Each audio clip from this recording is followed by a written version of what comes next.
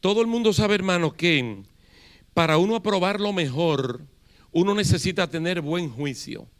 Para uno poder aprobar lo mejor. Y cuando hablamos de aprobar lo mejor, es absolutamente todo lo que sea bueno. Uno necesita buen juicio para poder escoger lo bueno y desechar lo malo.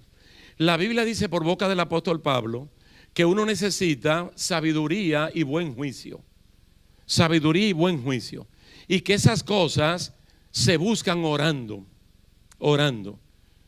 Por ejemplo, en mi casa no hay leche. Esta mañana yo me di cuenta que no había leche. Yo estaba para el retiro de los hombres y no había leche. Ya, bueno, para el cafecito negro sin leche. Entonces, pero yo sé dónde venden mucha leche. En los supermercados, en las farmacias. Uno va y compra leche. Toma ahí una bolsa de leche, va y la paga, listo. Entonces ya uno sabe cómo conseguir lo que a uno le falta. Pero hay cosas espirituales de altísimo valor que uno sabe cómo se consiguen, pero no lo hace. Por ejemplo, el buen juicio y la sabiduría se consiguen orando. Que no es difícil, hermano, porque ni siquiera hay que salir de la casa e ir a una tienda para comprarlo. Entonces, cuando uno tiene sabiduría, que Pablo le llama ciencia, o buen juicio, que él le llama conocimiento, luego tú puedes aprobar lo mejor de lunes a domingo. Porque tú no sabes con qué te va a enfrentar mañana. Y hay dos caminos, el bien y el mal. Hay luz y hay tinieblas.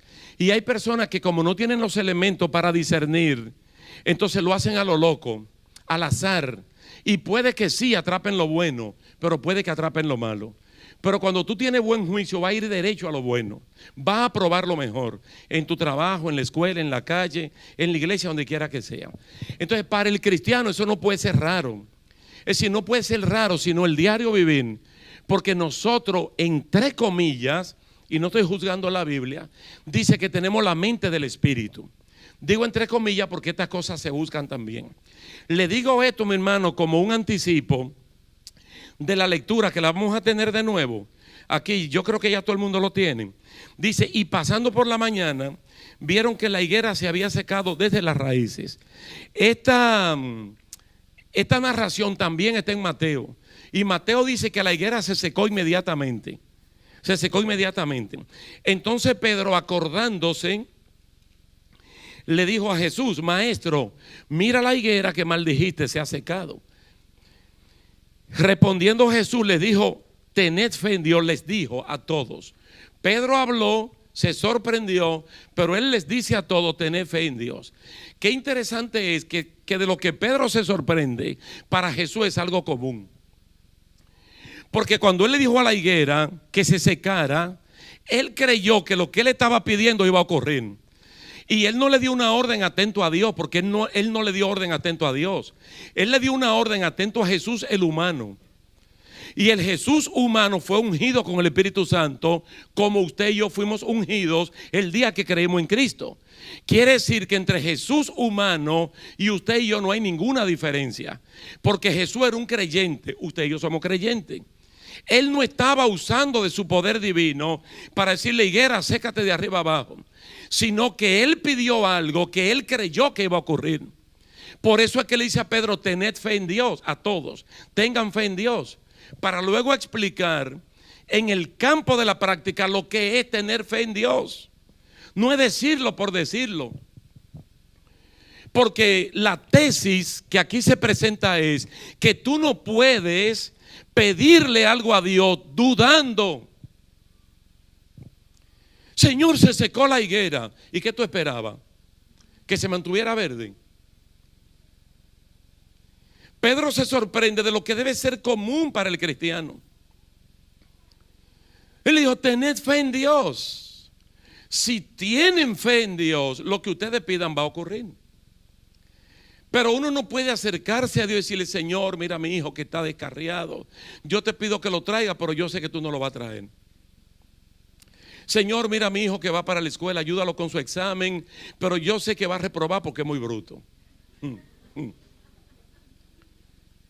Es decir, ese lenguaje no es bíblico, porque las dos cosas son mutuamente excluyentes. O está la duda, que es una fe al revés, o está la fe bíblica, que es una fe poderosa. Entonces, con el ejemplo de la higuera, él presenta un ejemplo práctico Porque la higuera va a representar, son los problemas que uno tiene que enfrentar en el diario vivir. Pero el creyente tiene un poder de lo alto para en este mundo poder sobrevivir con poder y autoridad, pero creyendo que las cosas van a ocurrir de esta manera. Siempre el creyente va a probar lo mejor porque tiene elementos que lo van a conducir a probar lo mejor y a desechar lo malo. En este mundo hay muchas cosas malas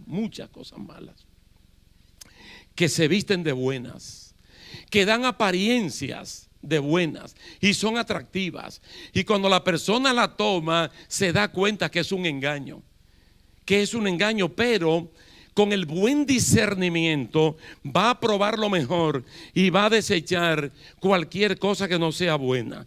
Mire las palabras de Jesús en el verso 23. Cualquiera que dijere a este monte, quítate y échate en el mar, y no dudar en su corazón, sino creyere que será hecho lo que dice, lo que diga le será hecho. Yo estudié esto, hermano. Nosotros tuvimos ayuno. Ustedes saben que aquí tenemos ayuno el primer domingo de cada mes, pero en Emanuel lo tenemos el primer sábado de cada mes. Entonces yo compartí parte de esto con los hermanos en el último ayuno. Cuando yo estoy estudiando, leyendo la palabra para Pedro Julio alimentarse, de verdad que dentro de todo este lenguaje que es muy bíblico y es un lenguaje de fe, a mí ¿qué palabra me llama la atención? La palabra cualquiera. La palabra cualquiera, muchas veces esa palabra se puede utilizar de manera hasta despectiva. ¿Tú crees que yo soy un cualquiera? Es decir, yo soy alguien, como que un cualquiera no es nada. Y cuando se hablan de institución y de cosas que se dañan, se dice se cualquierizó el asunto. Eso no sirve, eso se dañó. Entonces Cristo está tomando tal vez el nivel más bajo en el cual se pueda colocar un ser humano dentro de cómo la sociedad se subdivide de altos, medianos y bajos, para decir que aún el más bajo, si tiene fe en lo que pide, Dios se lo va a conceder. Pero también está diciendo que la fe no es un patrimonio de intelectuales, de grupos denominacionales, que no es de una nación en particular, sino que cualquier persona que cree en Dios puede obtener lo que está pidiendo. Porque a veces uno mismo se automargina y cree que tú no puedes, pero que fulano de tal, probablemente el pastor, la pastora, el maestro, el diácono, ellos sí pueden. Y es un gran error, hermanos. Porque pedir ayuda en la oración, eso es una cosa. Pero creer que a ti Dios no te oye porque tu fe es insuficiente, ese es un tremendo error. Dice, cualquiera que pide sin dudar, sino que cree, va a obtener lo que está pidiendo. De verdad, hermano, que estamos entrando a un terreno donde todo el mundo pudiera estar adentro. Pero hay muchas personas que lo perciben desde afuera porque creen que en ese terreno ellos no pueden estar. Porque ellos piden y hacen tantas cosas y no logran ver. Pero es que el Señor condiciona este asunto también. Mira, por ejemplo, el caso de Santiago capítulo 4. Ustedes piden y no reciben. ¿Por qué no reciben? Porque no piden lo que necesitan, sino que le están pidiendo a Dios cosas que son deleites. Y eso Dios no está para complacerlo. Porque en la oración modelo del Padre Nuestro, nuestro Dios satisface necesidades. ¿Cuáles son tus necesidades? Y antes de presentarla a Dios, Él sabe cuáles son. Y no la responde porque Él espera que tú pidas de acuerdo a lo que necesitas. Entonces Él está esperando que tú te pongas en línea con Él. Y dice, ¿qué es lo que tú necesitas? Pero Él sabe que es lo que tú necesitas. Solo que Él quiere oír de ti para darse cuenta de que está pidiendo exactamente lo que necesita. Entonces le dice, no, ustedes están pidiendo para competir, para compararse. Para mí fue extraordinaria la experiencia del retiro de los hombres. No he ido a 2 retiros de los hombres porque he tenido 2 matrimonios. El año pasado se casó Maylin, que ahora está, ¿verdad?, con su tremendo embarazo, y yo no pude ir a retiro. Y en otro tiempo se casó otra muchacha, pero no me lo pierdo por nada. El viernes testificó un hermano, no solamente de 3 accidentes automovilísticos, cómo Dios lo libró, que nadie pensaba que en ese auto había un ser humano vivo, pero él estaba allí. Pero a lo que a mí me llamó la atención de él era que él estaba viviendo una vida de competencia con la ropa, con el cuerpo. Dice, era su vida esa, la ropa, la competencia, la moda. Y que incluso la esposa de ella estaba en lo mismo también. O no sé si fue la esposa que lo puso a él en eso.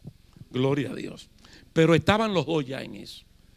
Pero él habló de cómo vino a Jesucristo y cómo el Señor cambió esas cosas. Porque no es verdad que un creyente lleno del Espíritu Santo, imitador de Jesucristo, va a vestir para competir con alguien.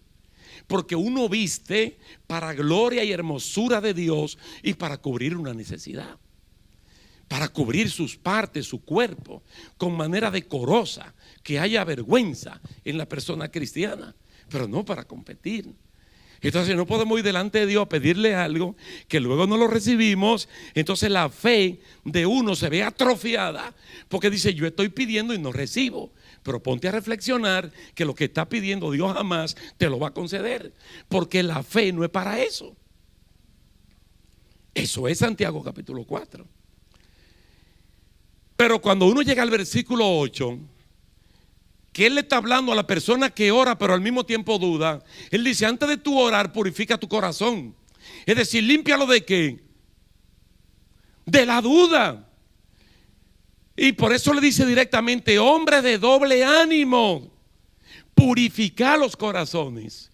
Y Santiago capítulo 1 se encarga de definir al ser humano de doble ánimo, que un día pide con fe y al otro día pide con dudas. Allí dice, jamás va a lograr nada, porque es inestable en todos sus caminos. Hoy se mete, mañana se sale. Toma una decisión hoy, mañana la rompe. Hoy promete y hasta jura por el nombre del Señor y 2 días después está haciendo lo contrario. Dice que va a cambiar y no cambia. Promete esto y no lo cumple.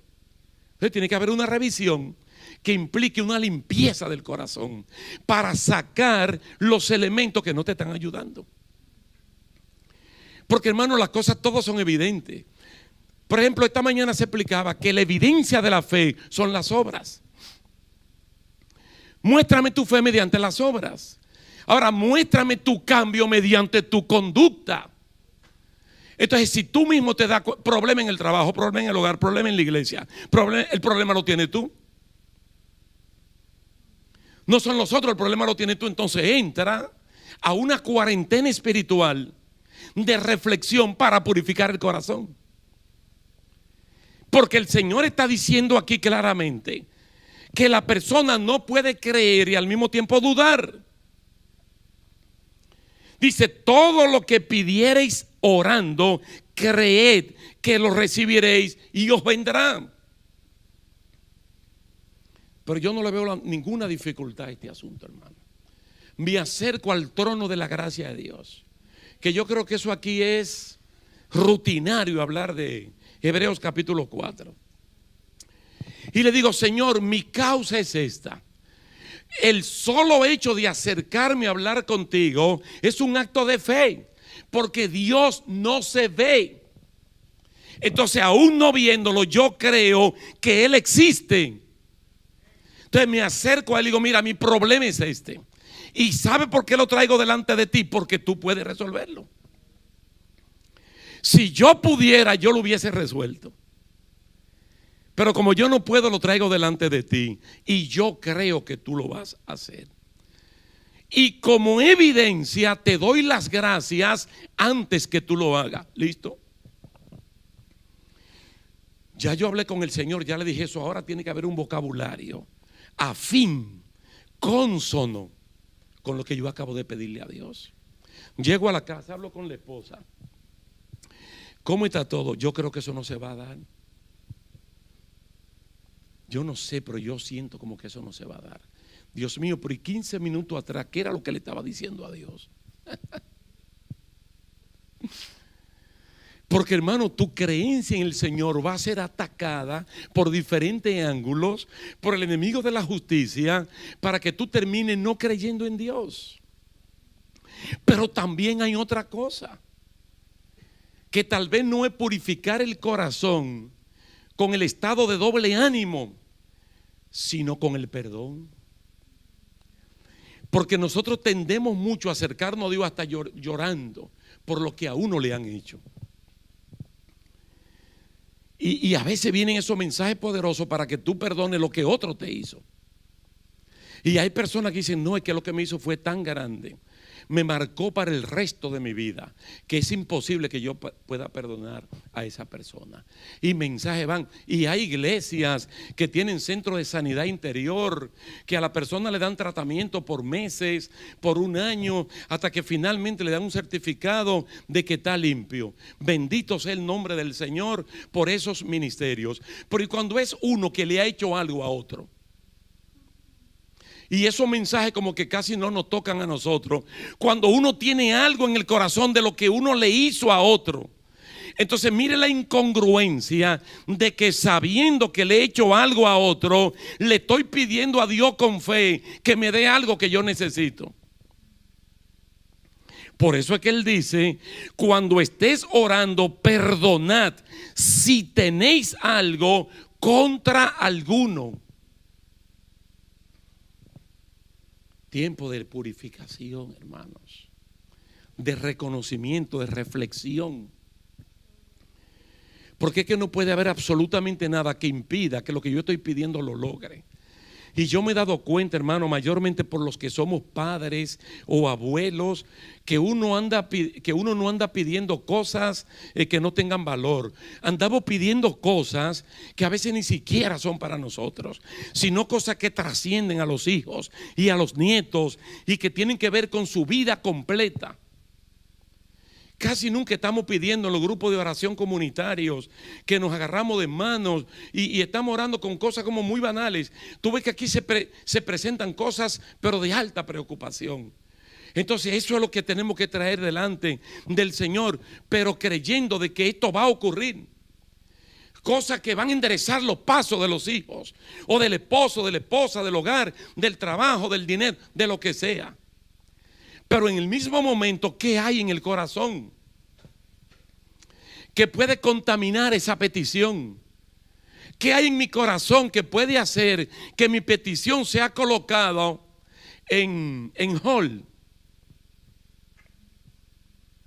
Que lo pongan ahí hasta que se resuelva otra cosa. Y luego entonces el Señor sigue desarrollando el tema, como que va ligando mucho paralelamente y casi lo intercambian como si significaran lo mismo. Hermano, de creer para recibir con el perdón, para recibir también, como si fuera lo mismo. Dice, si tú no perdonas, tu Padre no te perdona. Es como quien dice, si tú no perdonas, Dios no te da lo que tú estás pidiendo. Y como los corazones a veces tan duros como el pedernal, duro como el diamante, hasta que no se convierten en corazón de carne, hermano, sensitivo, que uno comienza a sentir el dolor por lo que uno le ha hecho a alguien, no tanto por lo que alguien te hizo a ti. Entonces no viene esa liberación, no viene esa sanidad, hermano, y las cosas del Señor comienzan a fluir como Él quiere que fluyan. Quedémonos con Jesucristo como modelo, justo como modelo. Toda la historia de esta higuera que Él maldijo y se secó. Yo entiendo que el 99% de los autores están hablando del sistema legalista imperante, religioso, representado por el templo de Jerusalén.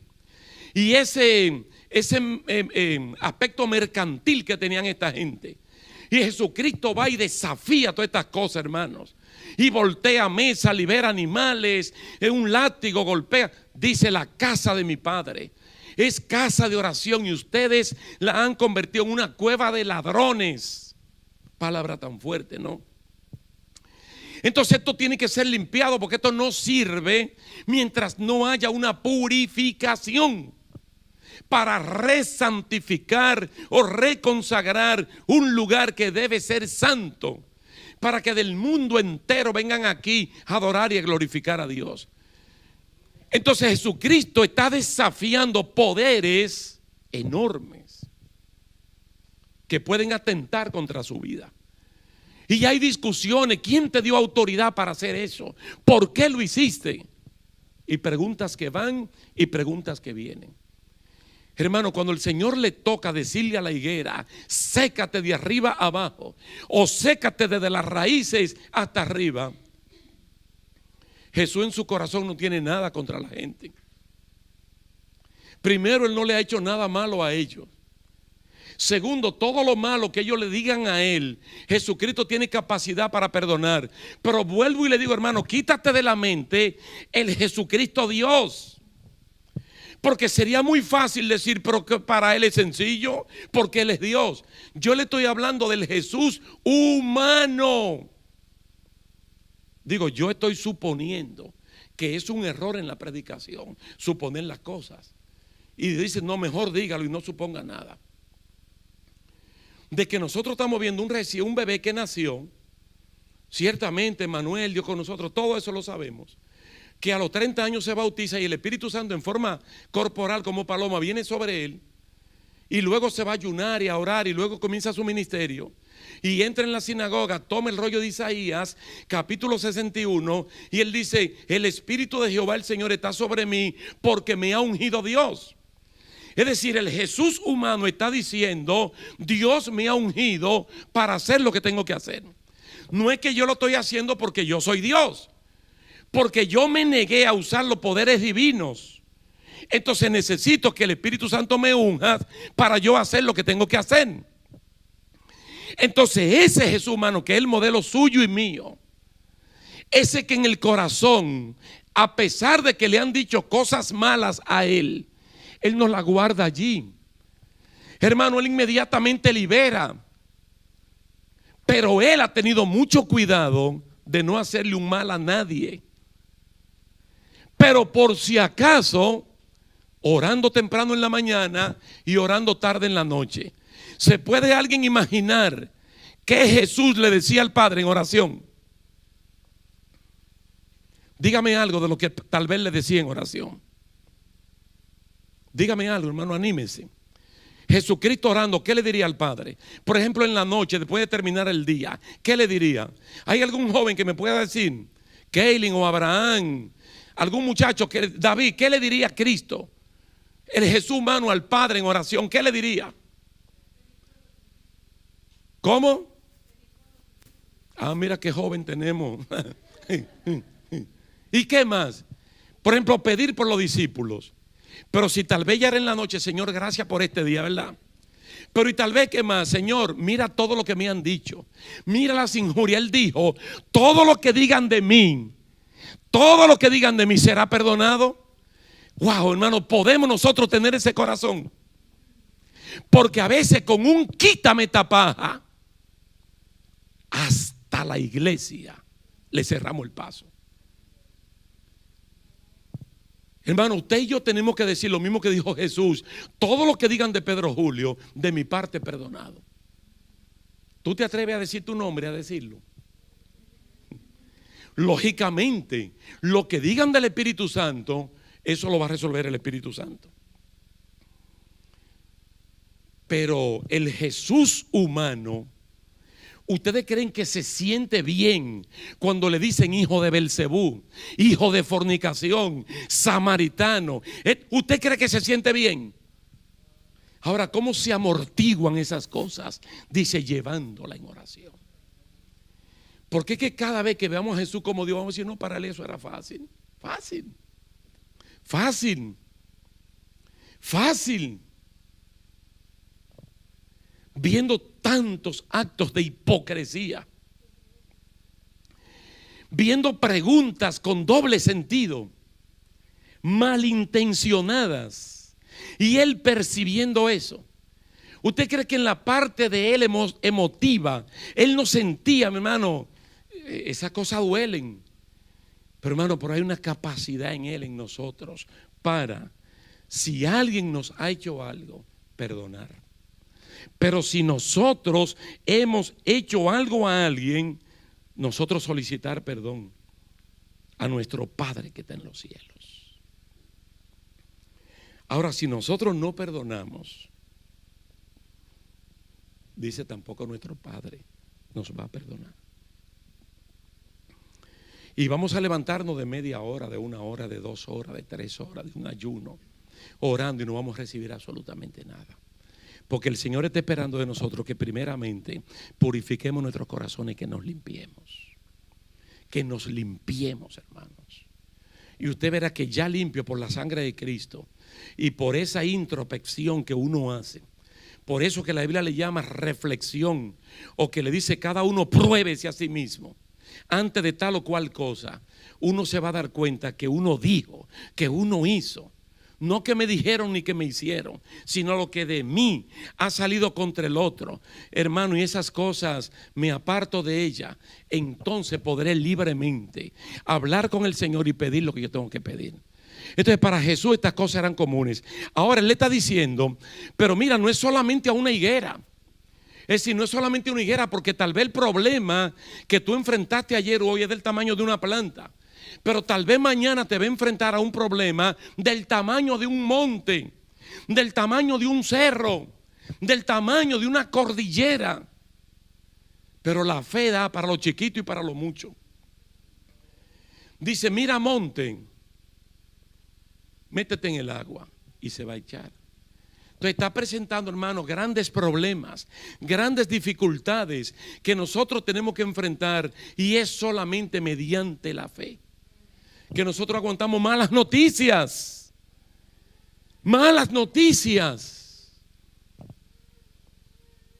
resultados médicos que uno casi se cae. Entonces ahí aparece la fe inmediatamente. Mediante la fe los antiguos alcanzaron buen testimonio. Mediante la fe dominaron imperios, conquistaron reinos, apagaron fuego, hicieron esto, hicieron lo otro, alcanzaron renombre mediante una fe poderosa. Hermano, que nosotros también tenemos esa fe, pero no podemos al mismo tiempo estar dudando sobre las cosas que nosotros estamos creyendo. Gloria a Dios. ¿Saben ustedes el panorama en el cual entran todos los capítulos de Santiago? Todos, la carta de Santiago entra en el mismo panorama de la iglesia de Tesalónica. Ustedes, pasando por un periodo de gran tribulación, con gozo aceptaron la palabra y se apartaron de los ídolos para servirle a un Dios vivo, le dice el Señor a los tesalonicenses. Y cuando Santiago manda la carta, él dice, ustedes están sumidos en gran aflicción, en gran tribulación, en grandes problemas. Dice, solamente un cristiano lleno de fe en un ambiente así puede producir sumo gozo.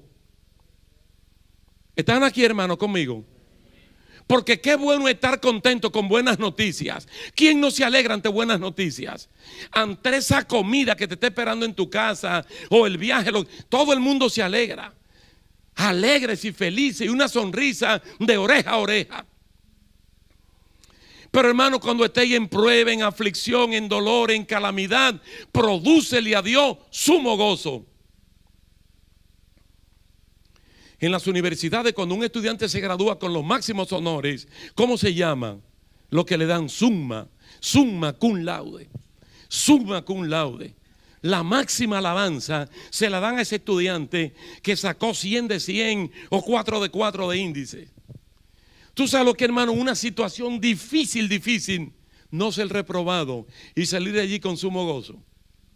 Entonces ahí es que Santiago le dice, como tú estás en un proceso que no logras entender, porque tú eres cristiano, cristiana, y lo que te está pasando según tu mentalidad no debió ocurrirte, pídele sabiduría a Dios, que Él te dará en abundancia para que entiendas tu proceso. Dice, pero no le pidas dudando. Porque cuando uno está en medio de la calamidad, la duda viene y está probado, hermanos. Oremos por un dolorcito de muela, una uñita encarnada, y como que todo el mundo cree que Dios puede sanar eso. Oremos por el hermano fulano de tal que tiene diabetes, o el hermano fulano de tal que tiene cáncer, o el hermano fulano de tal que el corazón lo tiene grande. Y uno dice, bueno, vamos a orar por orar, pero parece que le llegó su hora. Y por ahí comienza la duda a trabajar, hermanos. Y por ahí comienza, y Dios lo que quiere es gente creyente que crean, solo que crean. El que cree, mira la cosa y la saluda sin llegar todavía. Hebreos 11 dice que lo saludaron. Míralo allá donde viene sin llegar. Dice, ya lo estaban saludando y dándole gracias al Señor porque lo daban por un hecho de que lo que habían pedido lo iban a recibir. Si no en esta, en la siguiente. Pero hermano, lo van a recibir. Y es el desafío que el Señor nos hace a nosotros. La fe tiene poder. Jesucristo está hablando de una fe poderosa. Y yo le pregunto a ustedes, cuando hacemos la distinción entre el no creyente y el creyente, ¿mediante qué vía llegó la fe a tu vida? ¿Mediante qué vía llegó la fe a tu vida? Romanos capítulo 1. Dice, ¿oyendo qué? La fe viene por el oír. Pero en este mundo se oyen muchas cosas. Voy a terminar, hermano, diciéndole, mira, el Señor, los rumores, yo no sé cómo, pero el Señor lo prohibió en el Antiguo Testamento, que no pusieran a circular rumores en medio del campamento. Eso es difícil de evitar porque la gente, o sea, calladito, sueltan los rumores. Y el Señor dice, yo no quiero que haya rumores en medio del pueblo. Entonces se oyen muchas cosas. Pero dice en el Salmo número 2, dice que la palabra de Dios salió por todo el mundo. Por todo el mundo. Tú tomaste la palabra del Señor. La escuchaste por la radio, por la televisión, en una prédica, o la leíste. Viene la fe. Pero ¿de qué fe estamos hablando? De una fe que trae convicción y seguridad de que lo que está diciendo la palabra predicada, que fue implantada, va a dar fruto para salvación. No es cualquier palabra, hermanos. Es la palabra de Dios. Es la palabra evangélica. Ahora nosotros la tenemos. Y desafortunadamente hay una diferencia en el mundo. Está el incrédulo y está el creyente. Lo dice en 2 Corintios capítulo 6. Dice, no hagas alianza con los incrédulos. Dice, no hagas alianza con los incrédulos. Probablemente comienza hablando de alianzas matrimoniales, pero también de negocios y demás cosas. Porque dice, ¿cuál es la relación entre Cristo y el diablo? ¿Cuál es la relación entre la tiniebla y la luz? Como para que el creyente se unifique con un no creyente. Es todo lo contrario. Mediante la fe poderosa que reside en nosotros, haremos que el que no conoce a Cristo como Señor y Salvador lo conozca. ¿Por qué? Porque la fe se hace evidente mediante las obras y la conducta del que la practica. Bendito sea el nombre del Señor. Hermano, para nosotros debería ser común decirle al problema, te reprendo en el nombre de Jesús. Y muchas veces el te reprendo no es que el problema se va, sino que significa que a ese problema tú lo vas a saber administrar.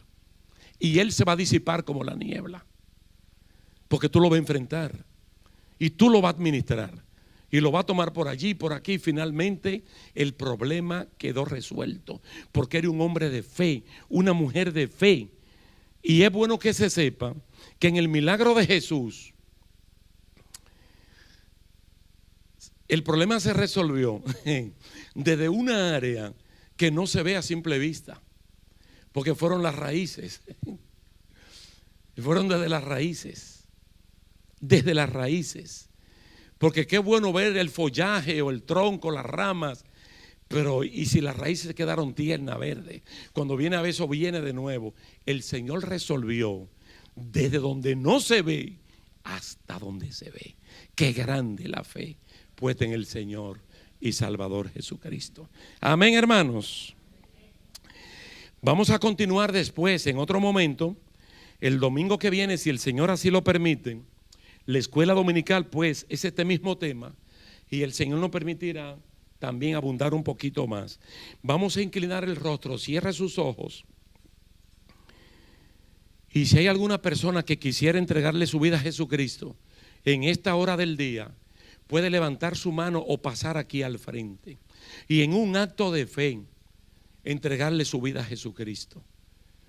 Si la pones en la mano del Señor, tu destino está seguro en Él, porque Él fue a preparar lugar para todos nosotros. Y eso lo creemos mediante la fe. Por eso nuestro corazón no se turba y no tenemos miedo a lo que pueda pasar aquí en la tierra, porque sabemos que ya tenemos un lugar preparado en el cielo. Si hay alguien que quiera recibir a Jesús, pase aquí al frente y entréguele su vida a Jesús. Si usted lo conoció y se descarrió y quiere reconciliarse con el Señor, pase aquí al frente y entréguele su vida a Jesús en un acto de fe. Entrégate completo, niégate a ti mismo, renuncia a ti y deja que el Señor sea vaciado en ti. Oh Señor, gracias te damos, mi Dios. Gracias, buen Dios y Padre celestial. Tu palabra, Señor. Los hermanos que están pasando momentos de angustia, de dolor en el cuerpo, Dios, opresiones en la mente. Pase lo que pase, nosotros creemos que usted puede, Señor. Aquí estamos, Dios mío, en pie de guerra, Señor, creyendo que usted puede. No dudamos, Señor, no somos incrédulos. Nosotros creemos que usted todo lo puede y aún fortalece ese sistema, Dios mío, para que no caigamos de la gracia tuya.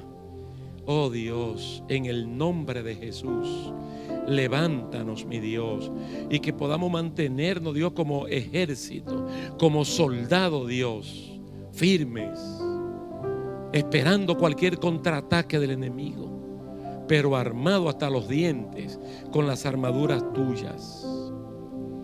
Gracias, Señor.